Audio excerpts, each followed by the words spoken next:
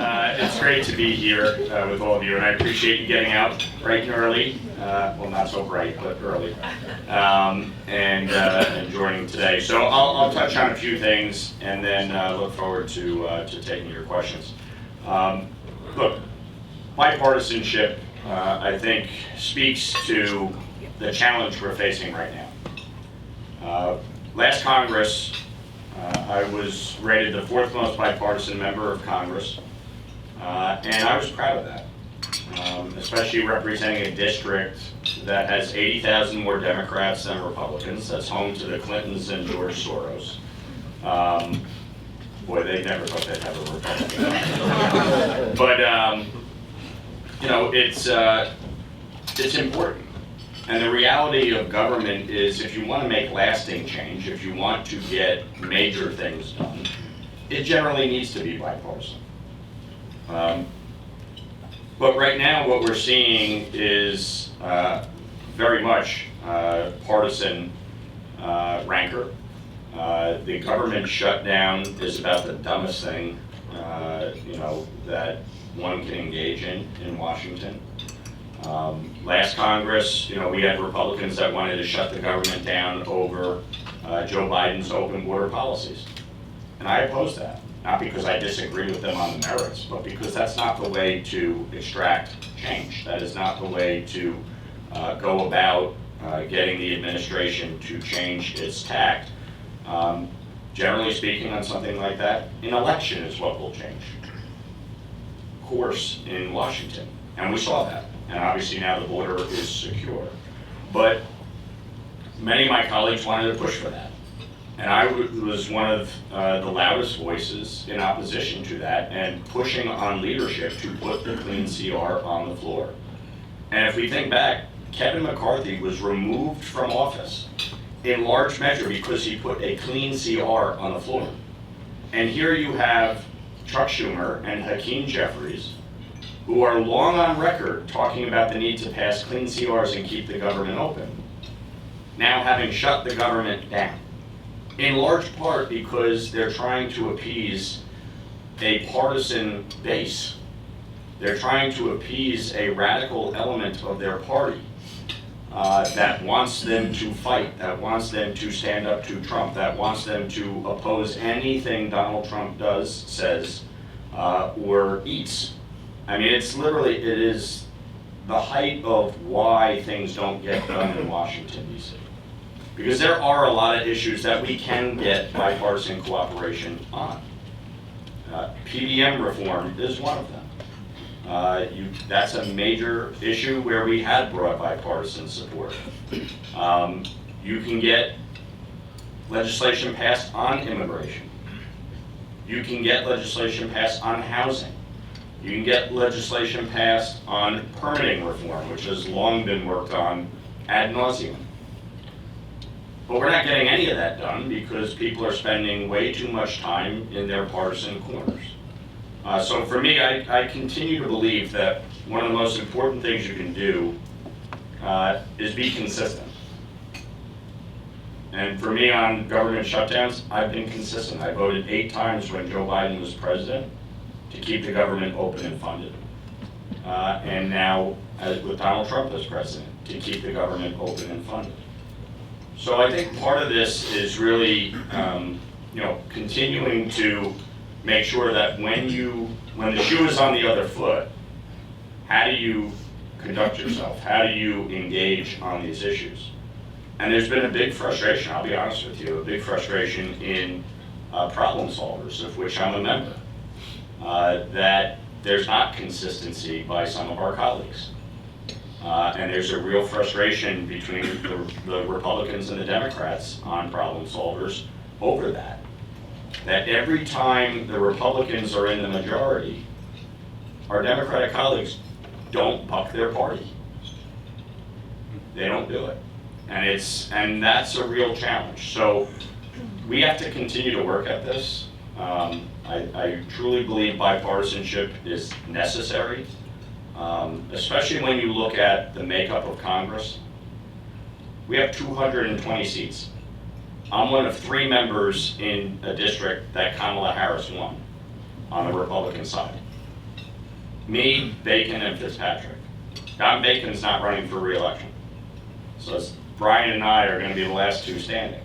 But that speaks to a real challenge, which is that Congress is pretty evenly divided. And if you're not willing to find that area of commonality and that middle ground, it's going to be very hard to get major legislation passed other than using reconciliation. And you know, as we see in the Senate, you need 60 votes. And I think getting rid of the filibuster would be terrible. I do not support that. I don't think that would be wise. I think that would lead to even more partisan legislation being jammed through, and you know, the tit for tat based on who's in charge. So this is important. I fundamentally believe we need to continue to work towards this. I continue to engage constructively, but I do think bipartisanship requires consistency, and it's got to be a two-way street. It cannot be just Republicans acquiescing to Democrats every time. Democrats need to show a little bit too, and I think that's something that you know, really we're seeing in this latest iteration is not something they're really open to, in large part because of Trump. And you know, as I'm sure, how many of you saw my exchange with Hakeem Jeffries a few weeks ago? Besides the fact that it was somewhat entertaining, my point was very simple. If you're saying this is about health care, here's the bill. Sign on to the bill. Here's a 1-year extension on the very thing you're saying needs to be addressed. Why won't you sign on to this bill? And he wouldn't, because it's really not about that. We can get that done. I think the administration is open to that. That's something that can be addressed. Now, I'll just touch on immigration real quick, and then happy to take questions. I've been a co-lead last Congress and this Congress on the Dignity Act. And I fundamentally believe that immigration reform is among the highest priorities that we have to tackle in Congress. I'm 39 years old. Immigration has not been reformed since I was born, 1986. It's outrageous to think that in a country that needs immigration, that we can't figure out a path forward on this. My wife is an immigrant. I've been through this system. It is a fundamentally broken system. My staff deals with the challenges of the immigration system every day. We try to help people through the process. I don't care what their background is, what their issue is. If they come to us, we try to help them. But the reality is that this system as it is currently constituted makes no sense. And so you have to look at this from the standpoint of kind of a three-pronged approach. One is the border, which the president and his team have done a masterful job in securing. When you look at what happened under the Biden administration to today, you know, this was necessary. You cannot continue to have a mass influx of illegal immigration. And the way the Biden administration used the asylum and parole process was wrong. They abused it, they misused it, and it created chaos across the country. New York City crumbled under the weight of the number of migrants coming into New York. The social safety net is not built for this. And so the question becomes, how do you actually have an immigration system that works? You secure the border, yes. You stop the flow of illegal immigration. It should be zero. It should be zero. There should not be anybody coming into the country illegally, period. Secondarily is to deal with the undocumented. There's over 20 million undocumented in this country. The idea that we're rounding them all up and kicking them out is idiotic. The criminals, yes. Those who have availed themselves of the court process and have court orders to leave, yes, they should be coming. If you have gone through the system and you have been denied the ability to stay, you should leave, period. And the administration is right to go after that. When you start getting into people who have been here 5, 10, 15, 20 years, who have children that are American citizens or grandchildren that are American citizens, who have built a life in the community, who have not committed crimes. Yes, it's wrong that they came here illegally or overstayed a visa. But the idea that we're going to round them up and break up families and create havoc on the economy, to me, is not logical. And so the question is, how do you deal with this in a rational way? No, they shouldn't have a path to citizenship. That should be off the table. They should have a path to legalization so that they can work legally, that they could pay their taxes, they pay a fine, they don't commit crimes, they don't take government benefits, and partake in our communities. And do so without fear that they are going to be somehow rounded up and deported. And so to me, that just requires creating a system that gives people the opportunity, gives them the chance to apply affirmatively for a program in which they become legal, but there are requirements on them. And if they don't want to abide by that, then fine.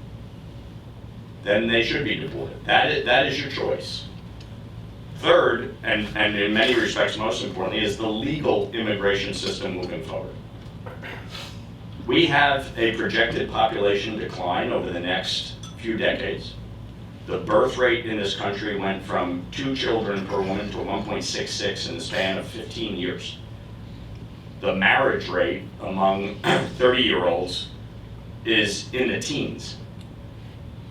We have a societal challenge, and a lot of it driven by cost of living.